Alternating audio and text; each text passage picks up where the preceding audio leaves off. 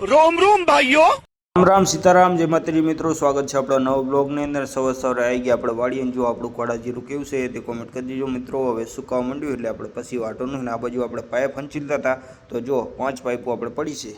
જય માતાજી રોહિતભાઈ, કેમ છો? એમ ને આ શું કામકાજ ચાલુ આજે?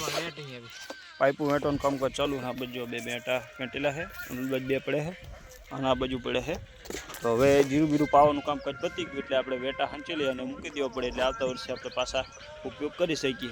તો આગળ બ્લોગમાં મિત્રો બને।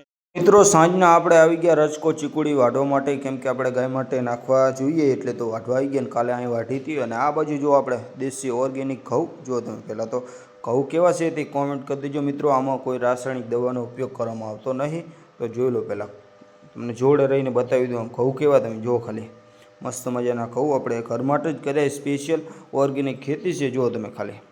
અને એક કોમેન્ટ થઈ જાય ઘઉં માટે, એક કોમેન્ટ, ચેનલ સબસ્ક્રાઈબ કરી સપોર્ટ કરશો તો મિત્રો આપણે આગળ નવા બ્લોગ બનાવીશું। અને બ્લોગને હવે આપણે એમ કહેવાય ને કે સમય વધારીશું બ્લોગનો, એટલે મોટા બ્લોગ બનાવીશું। અત્યારે તો આપણે નાના બ્લોગ બનાવીએ। જો આજે આટલી ચીકુડી વાઢી છે તો આગળ મિત્રો બ્લોગમાં બને રહીજો। કરશનભાઈ આયા વાડીએ, જય માતાજી કરશનભાઈ। જય માતા, કેમ છો? મજામાં?